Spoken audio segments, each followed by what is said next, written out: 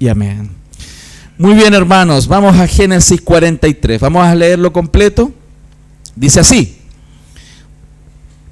el hambre era grande en la tierra, y aconteció que cuando acabaron de comer el trigo que trajeron de Egipto, les dijo su padre: volved y comprad para nosotros un poco de alimento. Respondió Judá diciendo: aquel varón nos protestó con ánimo resuelto, diciendo: no veréis mi rostro si no traéis a vuestro hermano con vosotros. Si enviares a nuestro hermano con nosotros, descenderemos y te compraremos alimento. Pero si no le enviareis, no descenderemos, porque aquel varón nos dijo: no veréis mi rostro si no traéis a vuestro hermano con vosotros. Dijo entonces Israel: ¿por qué me hiciste tanto mal, declarando al varón que teníais otro hermano? Y ellos respondieron: aquel varón nos preguntó expresamente por nosotros y por nuestra familia, diciendo: ¿vive aún vuestro padre? ¿Tenéis otro hermano? Y le declaramos conforme a estas palabras. ¿Acaso podíamos saber que él nos diría: haced venir a vuestro hermano? Entonces Judá dijo a Israel su padre: envía al joven conmigo, y nos levantaremos e iremos, a fin de que vivamos y no muramos nosotros, y tú y nuestros niños. Yo te respondo por él, y a mí me pedirás cuenta si yo no te lo vuelvo a traer, y si no lo pongo delante de ti, seré para ti el culpable para siempre. Pues si no nos hubiéramos detenido, ciertamente hubiéramos ya vuelto 2 veces. Entonces Israel su padre le respondió: pues que así es, hacedlo. Tomad de lo mejor de la tierra en vuestros sacos y llevad a aquel varón un presente, un poco de bálsamo, un poco de miel, aromas y mirra, nueces y almendras. Y tomad en vuestras manos doble cantidad de dinero y llevad en vuestra mano el dinero vuelto en las bocas de vuestros costales. Quizás fue equivocación. Tomad también a vuestro hermano y levantaos y volved a aquel varón. Y el Dios omnipotente os dé misericordia delante de aquel varón y os suelte al otro vuestro hermano y a este Benjamín, y si he de ser privado de mis hijos, séalo. Entonces tomaron aquellos varones el presente y tomaron en su mano doble cantidad de dinero y a Benjamín, y se levantaron y descendieron a Egipto y se presentaron delante de José. Y vio José a Benjamín con ellos y dijo al mayordomo de su casa: lleva a casa a esos hombres y degüella una res, degüella sería, ¿no? Degüella una res y prepárala, pues estos hombres comerán conmigo al mediodía. E hizo el hombre como José dijo, y llevó a los hombres a casa de José. Entonces aquellos hombres tuvieron temor cuando fueron llevados a casa de José y decían: por el dinero que fue devuelto en nuestros costales la primera vez nos ha traído aquí, para tendernos lazo y atacarnos y tomarnos por siervos a nosotros y a nuestros asnos. Y se acercaron al mayordomo de la casa de José y le hablaron a la entrada de la casa. Y dijeron: ay, Señor nuestro, nosotros en realidad de verdad descendimos al principio a comprar alimentos. Y aconteció que cuando llegamos al mesón y abrimos nuestros costales, he aquí el dinero de cada uno estaba en la boca de su costal, nuestro dinero en su justo peso, y lo hemos vuelto a traer con nosotros. Hemos también traído en nuestras manos otro dinero para comprar alimentos. Nosotros no sabemos quién haya puesto nuestro dinero en nuestros costales. Él le respondió: paz a vosotros, no temáis. Vuestro Dios y el Dios de vuestro padre os dio el tesoro en vuestros costales. Yo recibí vuestro dinero. Y sacó a Simeón a ellos.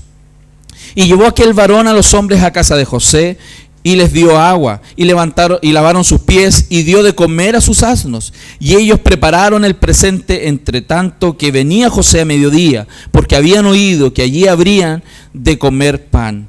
Y vino José a casa, y ellos le trajeron el presente que tenían en su mano dentro de la casa, y se inclinaron ante él hasta la tierra.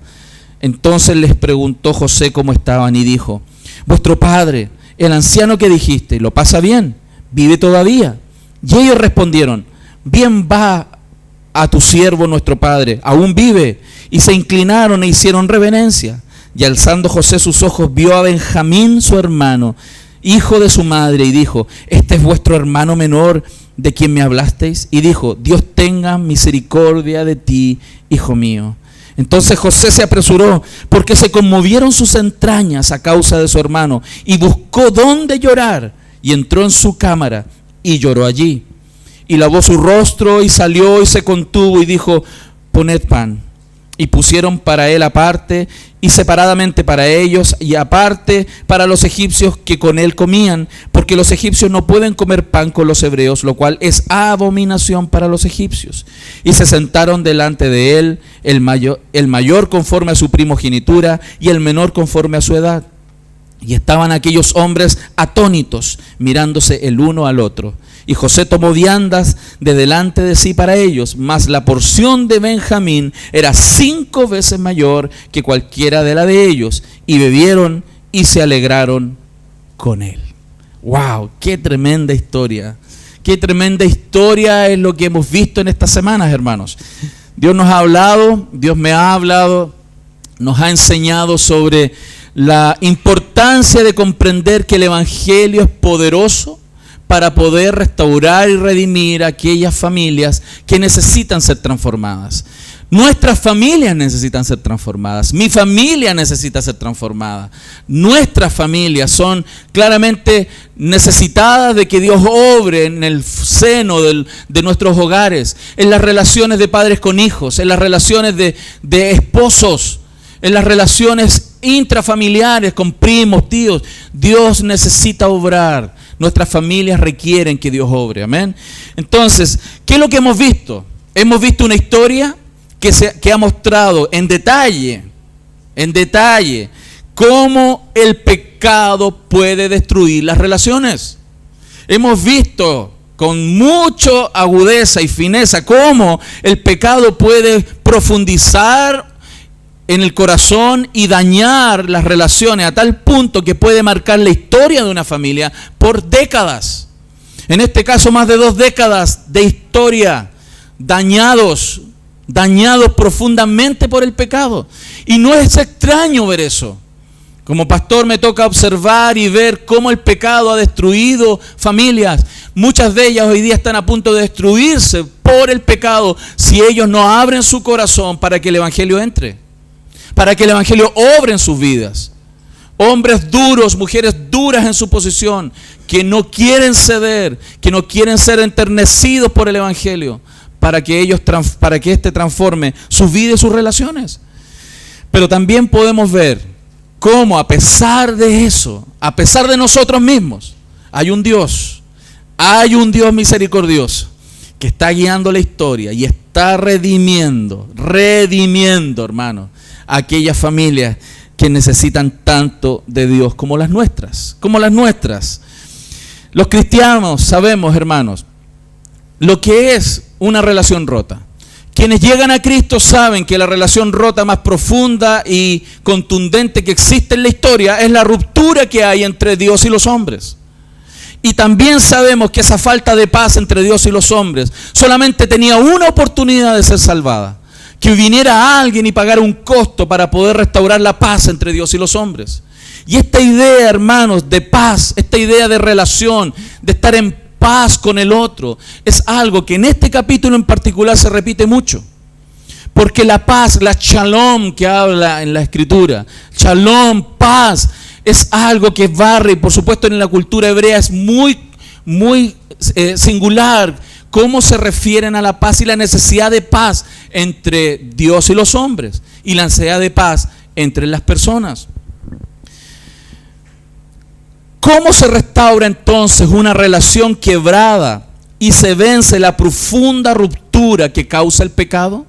¿Cómo es posible que 2 personas que están tan distanciadas, en posiciones tan distintas, dañadas por palabras, dañadas por hechos, dañadas por acciones, hermanos, que han sido sistemáticas, pueden volver a estar en paz? ¿Puede volver a relacionarse? Y entienda, la idea de la paz bíblica no es simplemente estamos juntos y no discutimos. Eso no es la paz bíblica. O sea, Dios no hizo paz con nosotros para que Dios esté por allá y yo por acá. Y tú tu vida y yo la mía. La paz bíblica es una paz que restaura lo más profundo de las relaciones. El afecto, el cariño y una relación como Dios quiere que sea. La paz entonces, hermanos, es algo que no es fácil de llegar a ella, porque somos pecadores, porque hacemos cosas malas, decimos cosas malas, exacerbamos nuestras respuestas frente al error de otro, frente al pecado de otro, pero también otras veces, con hechos contundentes y reales de daño, nos cuesta mucho que nuestro corazón sea sanado. Y necesitamos la paz, necesitamos la paz. Es algo que en la Biblia está claro, y el shalom de Dios, la paz de Dios, es algo que el Señor vino a hacer. Romanos 5:1 dice: justificados pues por la fe, tenemos paz para con Dios. Esa paz que Dios hizo con nosotros es la paz que Dios quiere que nosotros tengamos en nuestras relaciones.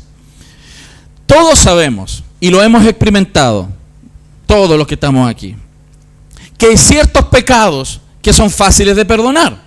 Por ejemplo, si yo digo, hermano, nos vemos el próximo domingo a las 11 o a las 10, y los hermanos no llegan a la hora, ok, ya, se puede perdonar. Depende, de la dureza del corazón. O sea, si alguien se atrasa 10 minutos, 15 minutos, es fácil de perdonar, si es una vez. Si son 2, son 3, son 4, igual, algunas cosas se pueden perdonar.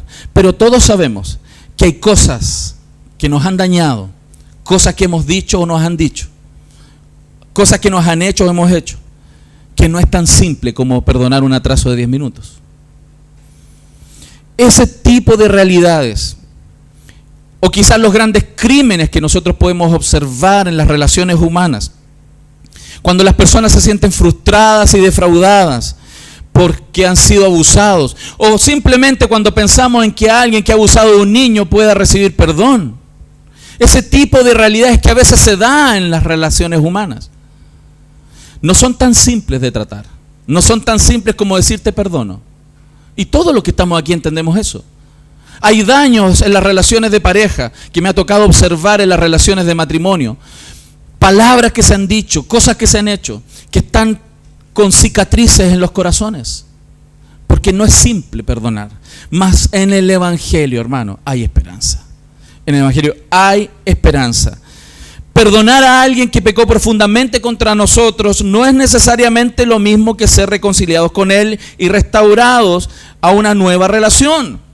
O sea, hay una dificultad, los pecados profundos empeoran las circunstancias y los hace difícil. Y no podemos fingir cuando las cosas son graves que aquí nada pasó. Todos lo sabemos. Aunque Dios dice debemos perdonar, todos sabemos que no es simple. Porque para obtener una verdadera reconciliación, el Evangelio debe trabajar en ambos corazones. Cristo debe trabajar en las personas. ¿Para qué? Para producir un tipo de arrepentimiento que no sale simplemente de la mente, sino que nace del corazón. Todos necesitamos esa transformación. Entonces el sermón de este día, hermanos, va a estar en 3 puntos. El primero de ellos es que Dios quiere y apunta al shalom. O sea, Dios, una meta de Dios es la paz. La paz. La paz que Él trajo en la relación entre Él y nosotros. Esa misma paz es la que Él quiere entre las personas. Eso es lo que Él apunta. El primer punto, Dios quiere y apunta el shalom. Segundo punto, pequeños pasos hacia el shalom. Porque vamos a ver que cuando los daños son profundos, no es tan simple de dar un paso grande a la vez, sino que hay pequeñas cosas que están sucediendo en nuestros corazones y que debemos ir dando para que la restauración de nuestros corazones sea plena y podamos estar en paz con las personas. Y tercero, que también tengamos esperanzas, que si somos hijos de Dios, Dios nos va a llevar a esa paz. En tu relación matrimonial, en tu relación con tus hermanos, en tu relación con tus padres, en tu relación con tu familia, Dios te está encaminando hacia esa paz. Y ten confianza porque Dios lo está haciendo. Mas entrégate a esa verdad. Rinde tu propio corazón a esa paz que Dios está encaminando. Si usted está en este lugar, si usted está en esta iglesia, es porque Dios quiere enseñarte hoy día que necesitas abrir tu corazón para traer paz a las relaciones que tienes con otros. Porque Dios es un Dios de paz. Dios es un Dios de shalom. No solamente en el aspecto de que no es un Dios peleador, que le gusta la camorra. Porque sí, ¿no? Porque hay algunos que son así, ¿cierto? No mire para el lado. Hay algunos que son así. Les gusta ser peleadores. Dios no es un Dios peleador porque sí. Dios es un Dios justo, misericordioso. Aunque Él pelea cuando es necesario pelear. Mas no siempre las razones nuestras son centradas en Dios para las peleas. No peleamos por la justicia de Dios. Peleamos por nuestra justicia muchas veces. Y necesitamos entender. Entonces, vamos al primer punto. Anote si quiere ahí, anótelo para que Satanás no se lo robe, ¿no? Anótelo. 1. Dios quiere el shalom y apunta a ese shalom. Vamos a ver ese punto entonces. Si usted se da cuenta, eso es lo que Dios hizo en esta historia. Dios urdió la historia, Dios trabajó la historia.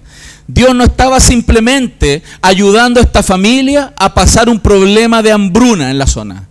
Porque si uno simplifica que la obra de Dios es sacarnos de un problema circunstancial, como por ejemplo, había hambre en la tierra. Es como si tú dijeras, el plan de Dios es que me sane hoy día, el plan de Dios es que me salga un trabajo, el plan de Dios es que tenga más dinero a fin de mes, el plan de Dios es que pueda tener cumplido mis sueños, mi proyecto, de que este proyecto que estoy iniciando se cumpla. Si usted reduce que el plan de Dios es ese, no está entendiendo realmente cuál es la meta amplia de Dios. Que Cristo sea el Señor y que obre en nuestro corazón para traer paz en nuestra relación con Él y paz en la relación con las personas. Fíjense, el objetivo de Dios no era solamente que tuvieran algo para comer y no se murieran de hambre. El plan de Dios era restaurar y renovar las relaciones rotas de una familia que iba a ser lo que era la matriz de un pueblo por el cual Él iba a desarrollar su plan redentivo. A Él no le importaba solo traerles alimento. Es como si te dijera, es secundario que Dios te arregle tus problemas hoy día económicos. Es secundario que Dios te arregle tus problemas de salud hoy día. Es secundario porque la meta de Dios es muchísimo más amplia. Y claramente más relevante que solo sacarnos de una circunstancia particular hoy día. Dios aquí estaba tratando de restaurar una familia que estaba rota profundamente por el pecado. Palabras dichas, acciones hechas que dañan los corazones y que no es tan fácil porque se pierde la confianza. He estado con parejas de matrimonio donde ya no tienen confianza el uno con el otro. Se dicen, se prometen, se juran una semana y la otra semana están rompiendo. ¿Por qué motivo? Porque hay un problema en su corazón. Y ese problema no se resuelve de un día para otro. Ese problema requiere el tratamiento del Evangelio. Y Dios se toma su tiempo, porque Él sabe cómo somos. Y Él nos está transformando, y Él nos está llevando por un camino. Por eso la palabra clave en esta enseñanza es la palabra paz, la palabra shalom, hermanos, que en el capítulo está 4 veces. ¿Cuál es el problema? Que en la versión nuestra, traducida al español, la palabra no está traducida como paz en todos los puntos. Cuando tú vas al texto, al hebreo te das cuenta. Por ejemplo, verso 23, dice, y él le respondió, paz a vosotros. Ahí está directa la palabra shalom. Pero después en el verso 27, cuando dice, entonces le preguntó José cómo estaban y dijo, vuestro padre, el anciano que dijiste, ¿lo pasa bien? Esa palabra, lo pasa bien, en realidad es paz. Es como si dijera, tu padre está en paz. En vez de decir, lo pasa bien, debiera haber sido traducido, ¿está en paz tu papá? ¿Está bien? ¿Está en paz? En el verso 28, cuando ellos responden, también dice, y ellos respondieron, bien va tu siervo. Ese bien va es paz en el hebreo. Y es como si ellos le hubieran dicho, sí, mi papá está en paz, está tranquilo. Esa era la respuesta. Y en el verso 37, 4, cuando vamos más atrás en el capítulos anteriores, fíjense, esta familia requería paz, como muchos de las nuestras, hermanos. Requería paz. En el capítulo 37, verso 4, recuerde lo que vimos tiempo atrás. Dice, y viendo sus hermanos que su padre lo amaba más que a todos sus hermanos, le aborrecían y no podían hablarle pacíficamente. Recuerden que los hermanos ni siquiera le podían hablar tranquilos a su hermano. Tenían tanta bronca por dentro, y a veces pasa en los matrimonios. ¿O no? ¿O en las películas nomás? Que no logran ni cruzar 3 palabras, hermano. No hay paz. No son capaces de hablar un poco entre ellos, porque inmediatamente prenden con agua.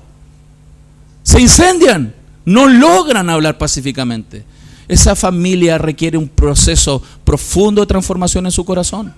Cuando un hombre y una mujer no logran hablar en paz, tienen un problema de pecado profundo en su mente y en su corazón, que requiere transformación. Esta familia lo requería. Esta familia necesitaba, no podían hablarse. Y en el capítulo que estamos viendo hoy día, 43, 4 veces se nombra la palabra paz como uno de los aspectos tan relevantes para la relación humana. Jacob quería esa paz. Todo, miren, hermano, yo creo que si todos nos preguntásemos como lo muestra Jacob, todos los que estamos aquí quiere paz, ¿sí o no? ¿O a usted le encantan los problemas? ¿A usted le encanta llegar a casa y agarrarse las mechas con los demás? ¿No? ¿Usted es masoquista? ¿Le encanta eso, no? No, sería loco. Aunque de repente hay algunos que pareciera que les gusta. Hermano, en el fondo nadie quiere estar sin paz. La paz es necesaria. Requerimos paz, primero con Dios y luego con los hombres. Jacob requería paz. En el verso 14 del capítulo 37, cuando Jacob, Israel, manda a José, dice: mira cómo están tus hermanos y cómo están las ovejas. Ese cómo están es paz. Miren, Jacob usaba la palabra paz para referirse: tus hermanos están tranquilos, están en paz, las ovejas están en paz, porque el concepto paz es para la tranquilidad de todos los aspectos de la vida. Cuando uno está en paz en el corazón realmente con Dios y con lo demás, esa persona es feliz. Esa persona carece de ansiedades, esa persona carece de angustias, esa persona descansa porque está en paz. Paz no es una hamaca con Coca-Cola. Paz no es ese viaje que quieres hacer para estar tranquilo. No, porque hay muchas parejas que yo he visto que salen de vacaciones y en las vacaciones se agarran de las mechas. ¿Aló? Porque el problema no es el lugar, el problema no es en el entorno, el problema está dentro, en el corazón. Ahí es donde Dios quiere trabajar. Y eso requiere trabajo, eso requiere tiempo, sobre todo cuando los daños son profundos, sobre todo cuando se han hecho licenciados, magísteres y doctorados en dañar a otra persona. Porque cuando abren la boca, hablan cosas que dañan, no bendicen, maldicen. Esos daños requieren evangelio, esas realidades requieren mucho de Dios, no requieren vacaciones. No requieren, hermanos, simplemente decir lo voy a hacer. Requieren una transformación del corazón. Requieren a Dios en sus vidas. Por eso, hermanos queridos, el evangelio trae esperanza cuando no hay paz. Cristo es la esperanza para las relaciones sin paz. No necesitan un terapeuta, necesitan un Dios que transforma el corazón. Amén. Necesitamos a Dios en el corazón, no una terapia. Necesitas palabra de Dios, Dios hablándote al corazón. Eso es lo que necesitamos. Y el evangelio trae entonces esperanza. Y en esta narrativa vemos cómo Dios, de manera muy singular, porque Él apunta a la paz, Él tiene metido en su corazón de que Él quiere paz. Él está urdiendo todas las situaciones para traer paz a esa familia, aunque ellos no quieren. Porque ellos no lo buscaron, hermanos. Él está restaurando las relaciones hace mucho tiempo y en un proceso. Nuestro Dios está en el negocio de hacer la paz en familias desgarradas, aun cuando esta parece imposible o al menos improbable. Dios, ese es su negocio, traer paz en las familias que están destruidas. Por supuesto, hermanos, la familia de Jacob no era una familia común. Era una familia muy compleja, muy complicada. En Génesis 35:1, más encima, y es tremendo cómo Dios promete que esa familia quebrada, esa familia disfuncional que Dios eligió, iba a ser una familia que iba a traer multitud de pueblos. Recuerden, a Abraham le fue prometido: en ti serán benditas todas las naciones de la tierra. Fue un pacto que Dios hizo con Abraham, de Abraham, Isaac, Jacob. Jacob es el patriarca en este momento de la historia y él tiene sus 12 hijos. Esta familia que Dios prometió de que de esta familia iba a venir mucho pueblo que bendeciría al mundo, estaba en una circunstancia de absoluta ruptura. Pero en Dios hay esperanza, como hay para nosotros, como hay para tu matrimonio, como hay para tu familia. Porque Dios es un Dios que restaura. Dios es un Dios que transforma, pero no lo hace por encima. Dios no es un Dios de cremitas. Dios es un Dios que toca el interior. Dios es un Dios que nutre el corazón. Dios es un Dios que transforma el corazón. ¿A cuántos Dios les está hablando ya? ¿Sí? Necesitamos, ¿no? Todos los que estamos aquí necesitamos. Dios tenía que transformar esa predilección tóxica que tenía Jacob por sus hijos. Dios tenía que transformar a un tipo orgulloso, complicadísimo de trato como José.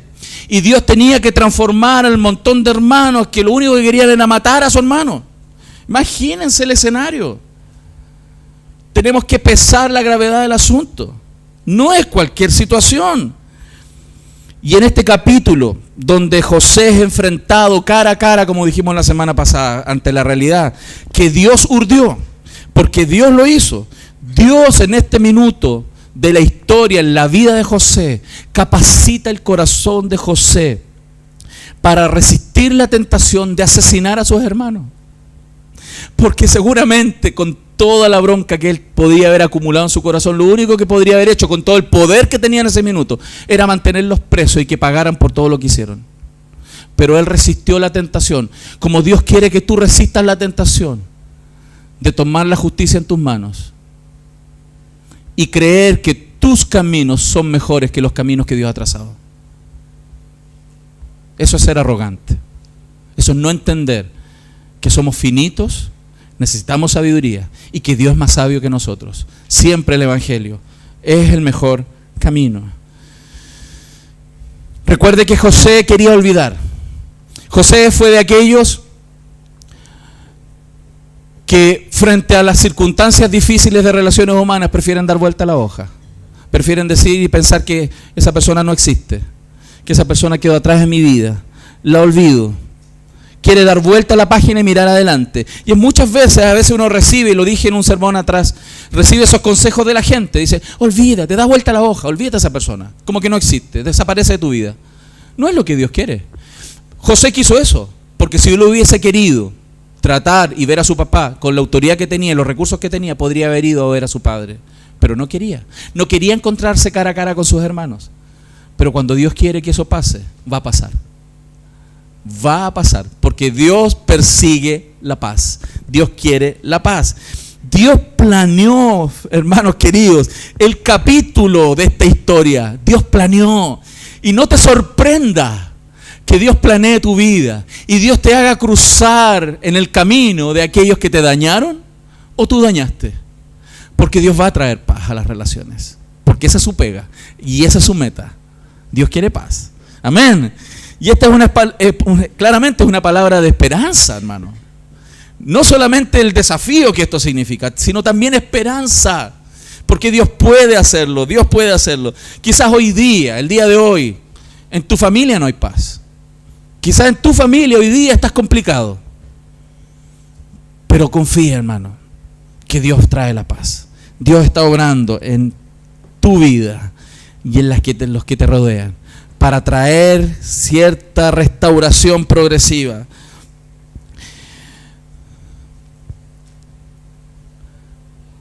Algunos piensan, no, yo creo que esto no se va a arreglar. Allá arriba en el cielo se va a arreglar. Cuando estemos todos allá se arregla. Miren, es verdad, quizás algunos casos muy particulares se termina arreglando arriba, en el cielo, cuando ya tu pecado no te gobierne. Y el pecado de la otra persona no lo gobierna él. Pero quiero que entienda algo. Esa no es la meta de Dios, arreglar los problemas de arriba. La meta de Dios es que seamos sal y luz en este mundo, restaurando nuestras relaciones para ser ejemplo de un Dios de paz. Un Dios que trae paz a la vida y el corazón de las familias. Amén. Entonces, estamos en este capítulo examinando acerca del modo entonces en cómo Dios, que tiene este plan, trae la paz a cada miembro de esta familia, y en este caso en particular la familia de José. Y examinamos también que estas implicaciones son mayores que solo restaurar una familia, porque si está cargada de discordia, si el mundo sabe que esta familia es complicada, cuando esta familia es transformada por el Evangelio, tiene implicaciones evangelísticas. Porque al mundo le va a sorprender cómo un imposible se hace posible cuando dos personas son restauradas por el Evangelio. Y eso es un testimonio muy grande para la humanidad, un testimonio muy grande para los planes de Dios. Pero vamos entonces a ver el segundo punto, los pequeños pasos hacia el shalom. Pensemos en los hermanos de José. Cuando ellos vinieron por primera vez a Egipto, ¿recuerdan la vez pasada que fueron por primera vez a Egipto y fueron a buscar alimento? José los trató de manera áspera, ¿se acuerdan la semana pasada? Los trató de manera ruda. Insistió, ¿cierto?, en que ellos eran espías, los acusó. Insistió también que Simeón permaneciera en Egipto como rehén hasta que trajeran de vuelta al hermano menor, Benjamín. Ese era el plan de José. Al mismo tiempo y secretamente, José, ¿qué hizo? Les mandó alimentos, ¿cierto? Y les puso dinero en las bolsas, les devolvió todo su dinero. Sorprendentemente, este es un acto de misericordia de José. Se mostró la bondad, no su severidad al final, ¿no? Fue severo en el trato, pero en la práctica después fue y los bendijo. Les pasó alimentos y les pasó dinero.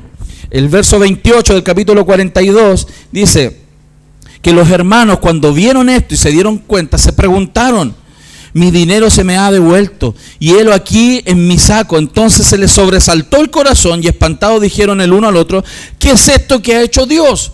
Y aquí quiero que usted note algo. Esta es la primera vez que en toda la narrativa de la historia los hermanos piensan en Dios. Hasta este momento ellos nunca habían hablado que todo esto se le atribuía a Dios. Pero a pesar de ver el dinero ahí en ese minuto, en vez de pensar qué rayos pasó aquí, nos jugaron una trampa, ellos dijeron: ¿qué Dios quiere con esto? ¿Qué es eso? ¿Sabe lo que es eso? La primera señal que algo está pasando en sus corazones. Porque están considerando a Dios en sus vidas. Cuando usted observe a alguien que está buscando a Dios, pero su carácter no ha transformado todavía, de tiempo, porque eso está germinando. Ahí hay un proceso, Dios está haciendo algo. Y en este caso ellos se dieron cuenta que Dios quería algo con ellos, porque ellos traían ya un sentido de culpabilidad por lo que habían hecho en el pasado. Y ellos estaban dándose cuenta que Dios quería de alguna manera presionarlos ante la circunstancia de haber tratado de matar a su hermano. Y ellos ni siquiera sabían si estaba vivo. Probablemente ellos pensaban que ya se murió y lo matamos. Pero al mismo tiempo, fíjense, ellos estaban siendo probados por José y por Dios. José quería probar si ellos eran íntegros. Si lo que dijeron, que estamos arrepentidos, que somos íntegros, José lo quería probar. Y no está mal, hermanos, porque cuando alguien dijo me arrepiento y quiero cambiar, eso tiene que ser demostrado. No es simplemente que alguien me diga ya cambié, sí, me arrepiento, ahora soy otro, soy otra. Bueno, veamos, probemos, demostremos que hay cambio en nuestras vidas, pero ambas partes.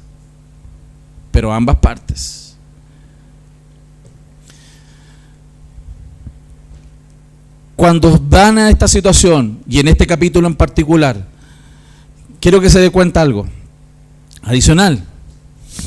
Desde que ellos volvieron y le dijeron a su padre lo que había pasado, que tenían que volver a Egipto para rescatar a su hermano mayor y llevar a Benjamín, no lo hicieron de inmediato.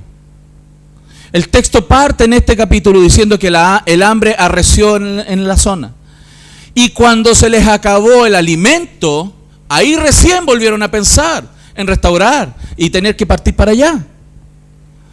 Hermano, ahí hay un desafío para nosotros. Pero al mismo tiempo, una confrontación. Hasta que las cosas no están terriblemente mal, no hacemos lo que tenemos que hacer. Ellos sabían que tenían que volver. Ellos sabían que tenían que ir a esa tierra. Tenían que enfrentar la realidad.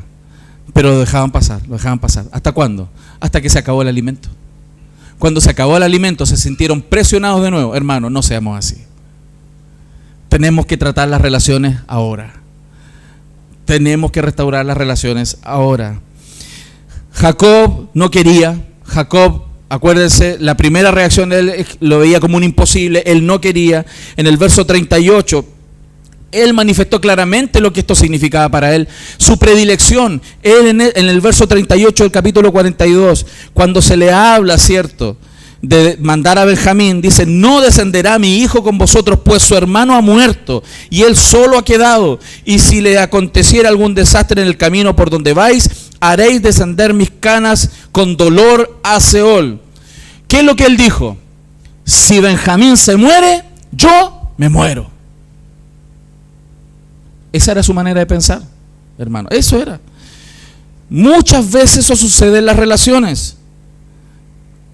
Pero a pesar de eso, el plan de Dios, hermano, no iba a ser frustrado. Dios iba a avanzar. El hambre se puso severa, fueron presionados. Él no quería entregar a Benjamín y fue presionado por las circunstancias para entregar a Benjamín, para poder entregarlo, ¿cierto? Y tuvo que mandarlos.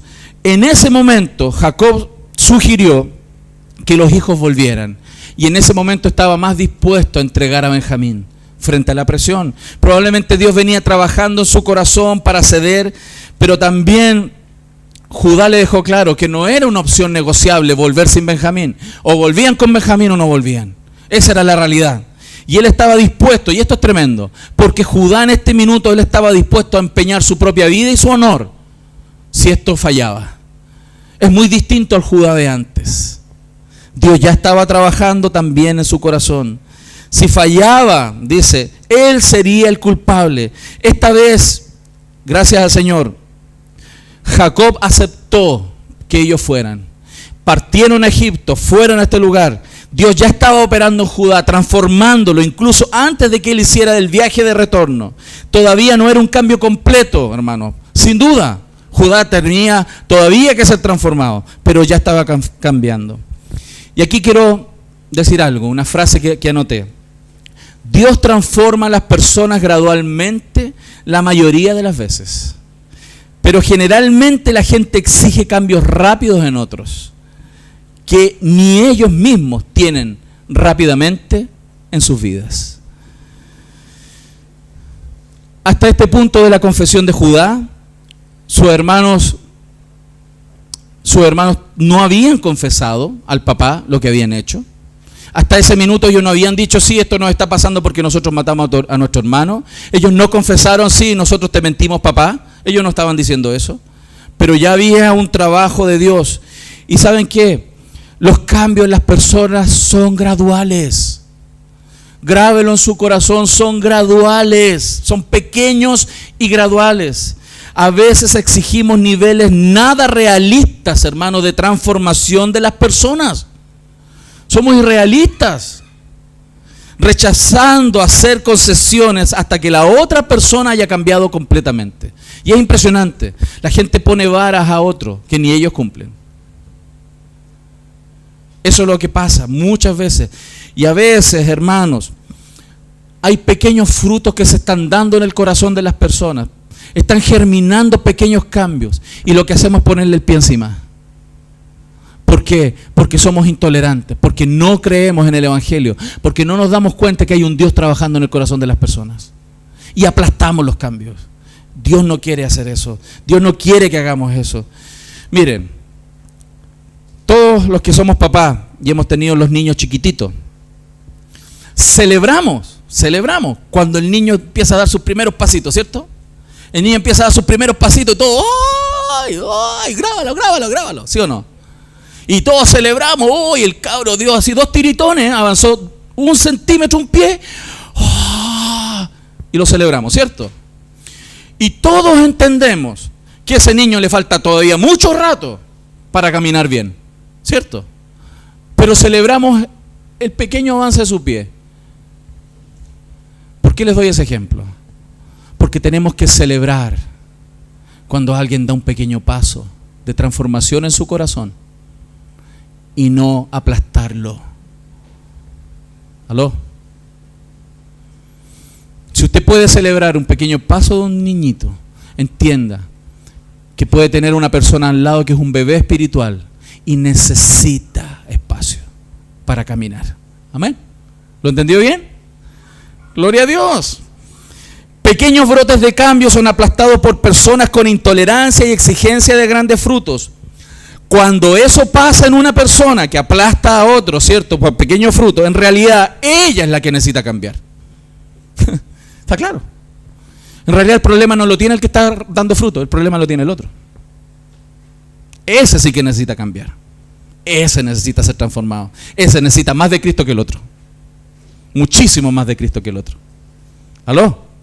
¿Lo estamos viendo, mi familia? Mucho más. Reconocemos, hermanos, que sufrimos por el pecado de otros contra nosotros y estamos pecando contra los que están a nuestro alrededor.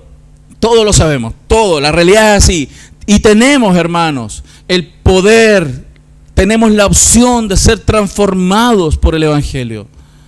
Estamos en un mundo difícil, eso nadie lo niega. Nosotros somos difíciles, yo soy difícil. Estamos en una realidad compleja. Por eso necesitamos mucho de Dios, mucha paz de Dios en nuestro corazón, para que las personas puedan tener el espacio de transformación, ser misericordiosos unos con otros. Eso es lo que es cristianismo, eso es cristianismo. Amén. Cuando no nos abrimos a esa opción, las cosas se ponen difíciles. Veamos los pasos de José. Eso eran los hermanos. Vamos a José. La narrativa nos muestra que los hermanos regresaron a visitar a aquel hombre misterioso que gobernaba sobre todo Egipto, y esta vez llevaron a Benjamín. Miren el verso 15, hermano, tome su Biblia, verso 15. Entonces tomaron a aquellos varones el presente y tomaron en su mano doble cantidad de dinero y a Benjamín, y se levantaron y descendieron a Egipto y se presentaron delante de José. Pero cuando llegaron, el trato que recibieron es totalmente inesperado, muy distinto. La primera vez José fue muy áspero, ahora les tenía preparado un banquete, hermano. Les iba a preparar un banquete. Fueron invitados a la casa de José a comer. Había un animal, un asadito, ¿no? Había un asadito para poder tener comunión. Y claramente ellos pensaron mal. Ellos pensaron que hasta aquí nomás llegamos. Nos van a tender una trampa, hasta aquí llegamos. Los hermanos expresaron su temor al mayordomo. Y el mayordomo, ¿qué fue lo que les dijo? Paz a vosotros, paz.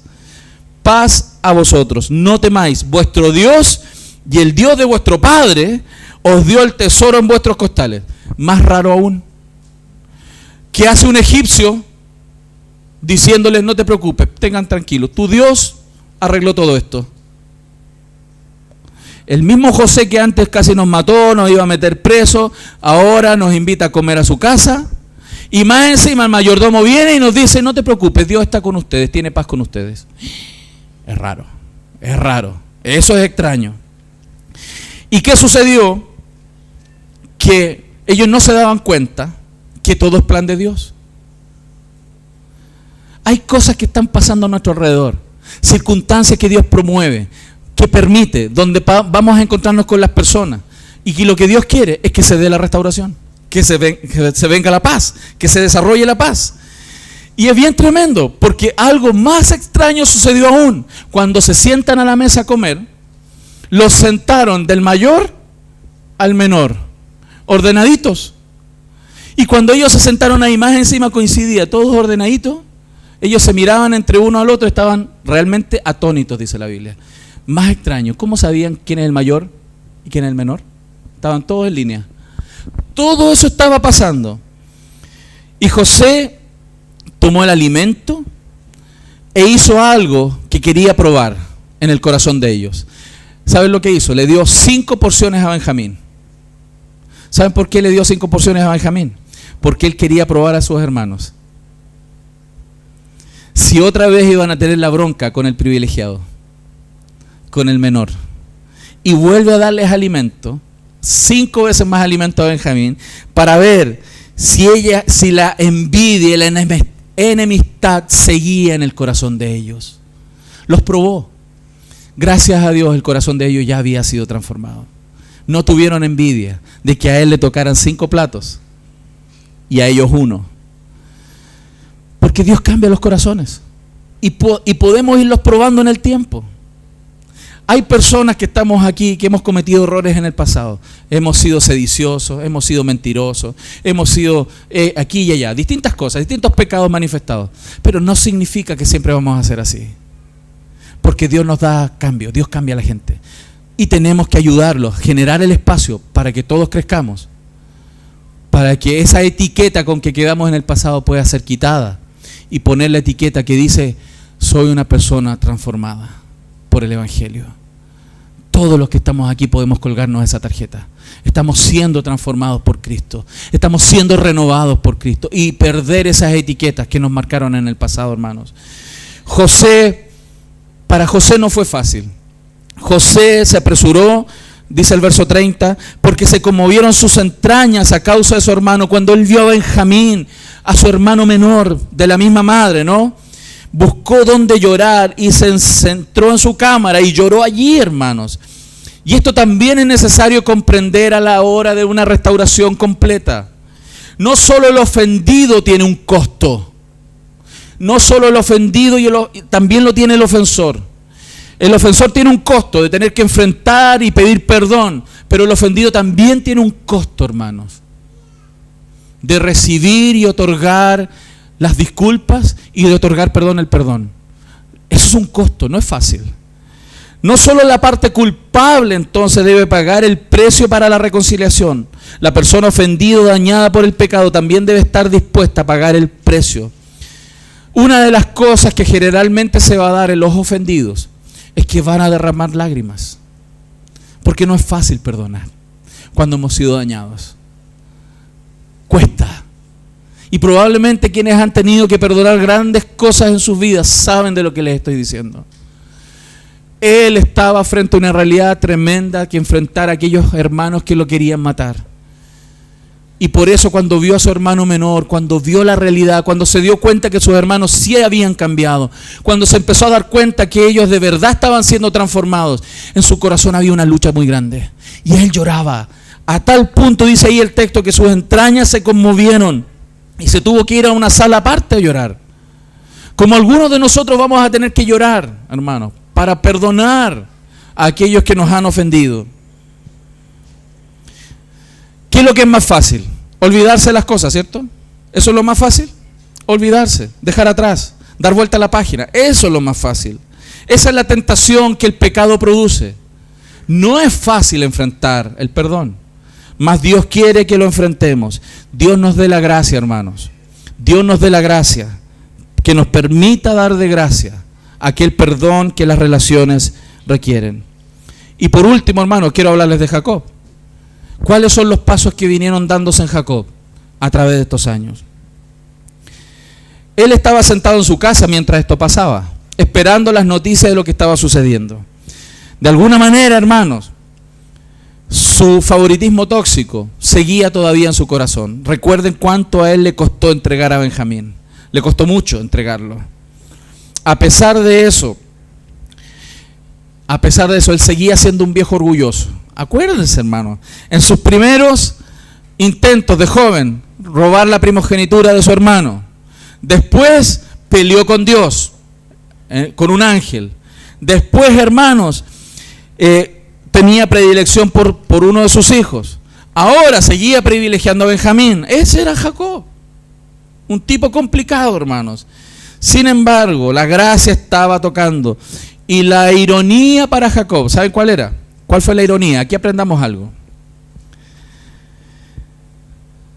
Que Dios le quitó lo que más amaba. Para llegar al cambio en su corazón, para que Jacob realmente cambiara, ¿sabe lo que tuvo que hacer Dios? Quitarle lo que más amaba. Eso es lo que hizo. Dios hizo lo último que él pensaba que podía pasar: perder a los dos hijos que más amaba. Y a veces, hermanos, va a suceder esto a personas que se aferran a ciertas cosas que quieren obtener o lograr en sus relaciones, pero no se dan cuenta, hermanos, no se están dando cuenta que Dios quiere algo mucho mejor para ellos. La gente se aferra a algo. Se aferra a algo, son ídolos en su corazón. Hay gente que se aferra a sus hijos. Esta es mi hijita, este es mi hijito, esta es mi casa, este es mi auto. No se dan cuenta que Dios quiere llevarte a un estado en tu corazón mucho más alto, liberarte de la idolatría de tu corazón.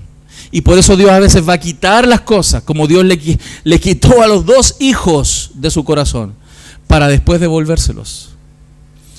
Él nunca se imaginó que al perder sus dos hijos y sacarlos de su corazón, él recibiría de vuelta los 2 hijos. Nunca se lo imaginó. Y no es extraño, hermanos, que los amores desordenados en las familias disfuncionales roben la paz al interior de esas casas. Cuando un padre tiene predilección por un hijo y no por otros, eso roba la paz, daña a la familia, por ese amor desordenado del corazón.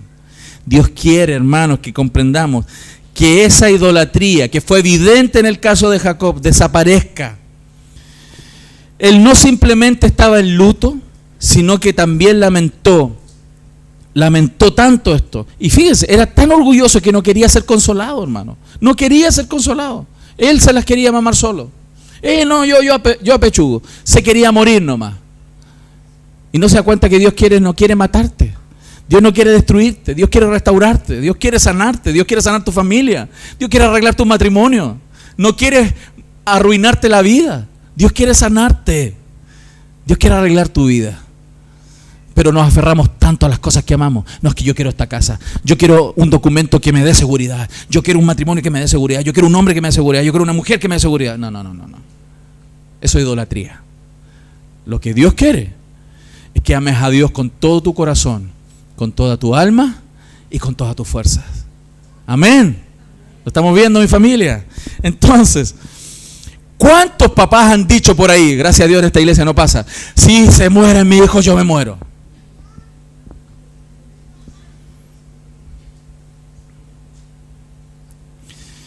Eso decía Jacob. Eso mismo decía Jacob. Si se muere mi hijo, me muero. Si pierdo ahora a Benjamín, me muero. Me voy solo a la tumba. Yo me entierro.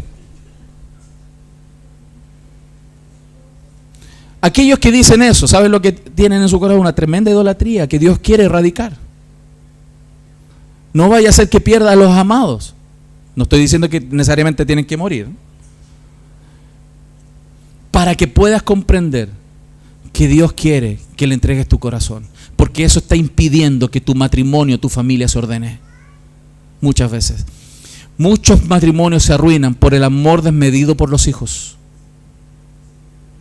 Porque hay amores desordenados al interior de esos hogares.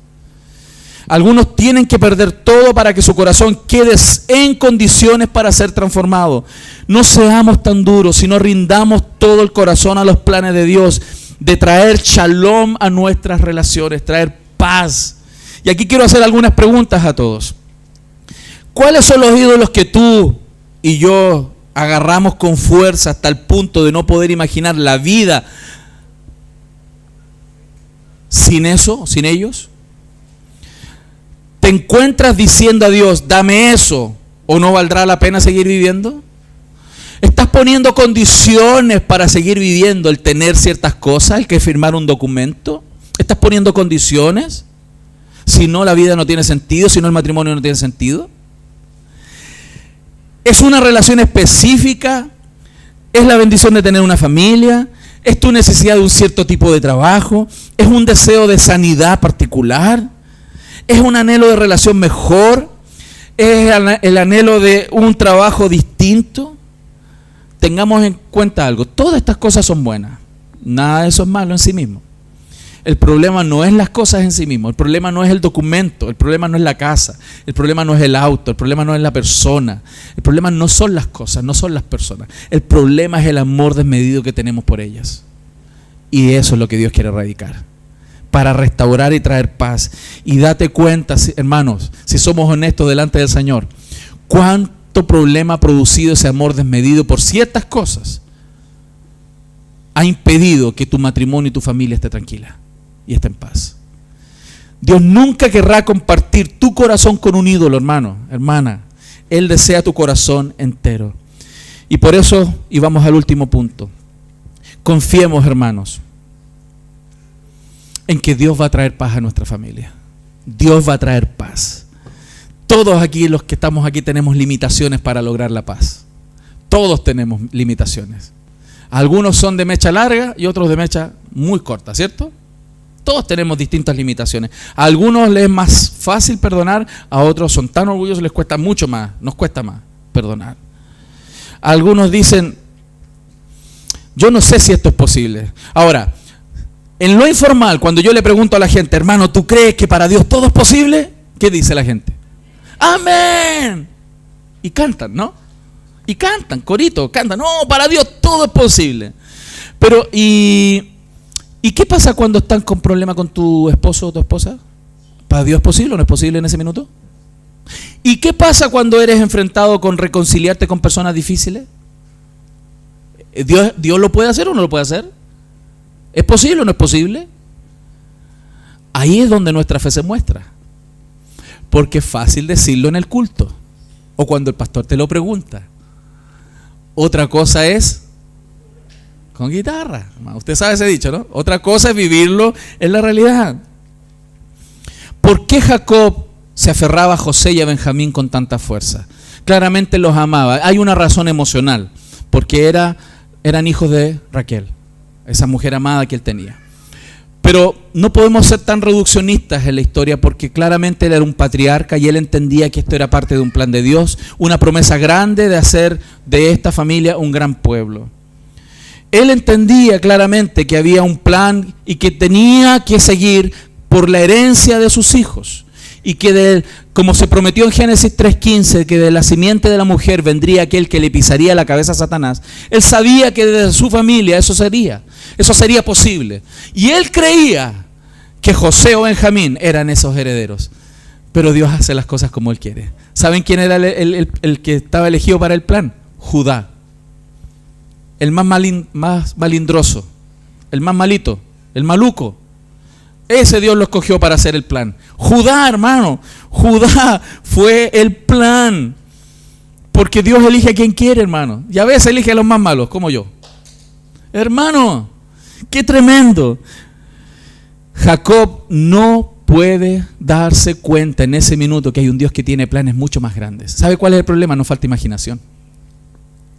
Nos falta imaginación de que Dios es capaz. Nosotros miramos los problemas interpersonales y decimos, esto no tiene ninguna oportunidad. Vemos el problema matrimonial, no, esto es tan frito. Yo recuerdo algunos años, y quiero usarlo de ejemplo, ¿no? Una pareja de esta iglesia, que yo me juntaba con ellos en reuniones familiares cuando estuvieron separados. Y era bien simpático escucharlo. Hoy día lo encuentro simpático en realidad, a la luz del plan, ¿no? Porque si tú lo hubieras escuchado el uno al otro referirse al otro, esto no tiene ninguna oportunidad. Porque era, en buen chileno, un odio parido. Mal, está muy mal. Un daño tremendo, un daño, una amargura, un rencor tan profundo. Ninguna oportunidad, nada. Hasta que Dios tocó el corazón. Si alguien se hubiera preguntado en ese minuto, ¿creen ustedes que esto es posible de ser restaurado?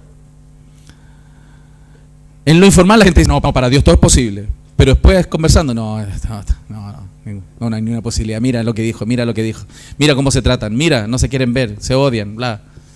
Más Dios lo hace. Y en este caso Dios lo hizo. Porque Dios puede hacerlo. Dios puede restaurar. Pero cuando los daños son profundos, hermanos, requiere tiempo, requiere pruebas, requiere procesos. La gente lamentablemente comete dos errores. O cierra su corazón o se entrega sin limitaciones. Ambos cometen graves errores, porque se requiere ver si realmente el corazón fue transformado. Y a veces uno se engaña por las emociones, por eso tiene que dejar que otros observen, porque si no habla de tu propia necedad.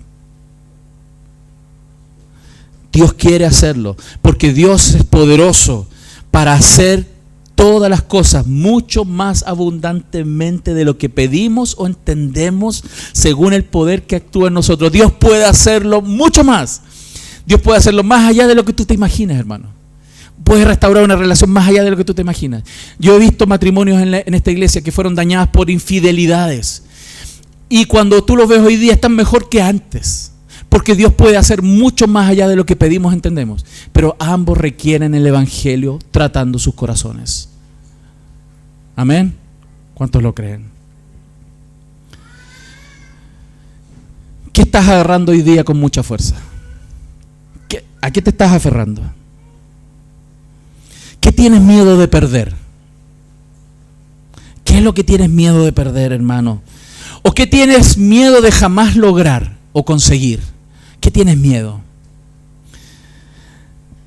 ¿Quieres tener seguridad por una casa?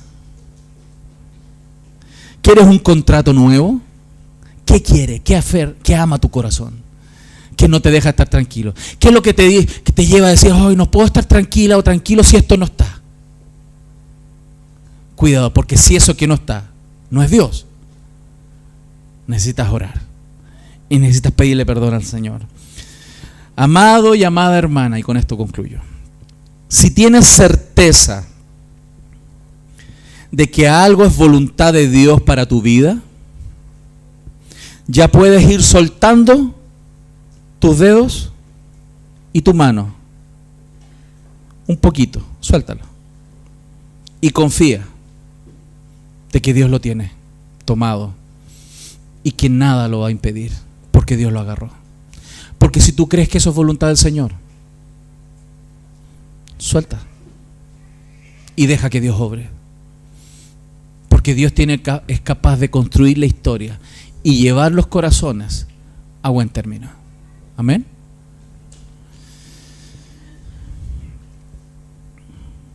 El Señor Jesús sabía el costo que significaba nuestra restauración con Dios. Cristo pagó por nuestra reconciliación. Cristo pagó por nuestra paz. Y esa paz existe no solamente para que nosotros la disfrutemos con Él, sino también para darla a los demás que tenemos a nuestro lado. Hermano, en esta mañana, si Dios ha hablado a tu corazón, si Dios te ha mostrado que hay cosas que tienes que soltar de tu corazón, si tú te das cuenta que eso por lo cual peleas y luchas y le exiges al otro, es algo que está idolatrado en tu corazón, una casa, un contrato, lo que sea, yo te ruego en el nombre de Jesús que lo sueltes y deja que Dios obre. A veces somos tan hábiles para manipular a la gente, para lograr nuestros propios objetivos, que no siempre son los objetivos de Dios. A veces Dios no quiere dártelo ahora, porque quiere que tu corazón cambie, para luego dártelo, para que eso no te destruya. Si hoy día Dios te habló, hermano, y te das cuenta que hay algo que amas más que a Dios, no, pastor, yo no amo más nada, Dios es todo para mí. Examina tu corazón, porque yo sé también en mi propia vida que hay cosas que no he soltado. Y no puedo decirle hoy día, Señor, de verdad te amo con todo mi corazón. Mas yo quiero eso en mi vida. Y yo anhelo que en tu vida también pase. Pero si hay algo que estás amando más que a Dios hoy día, y que claramente eso está afectando las relaciones con otros, yo te animo, hermano, a que lo entregues delante del Señor. Amén. Vamos a orar.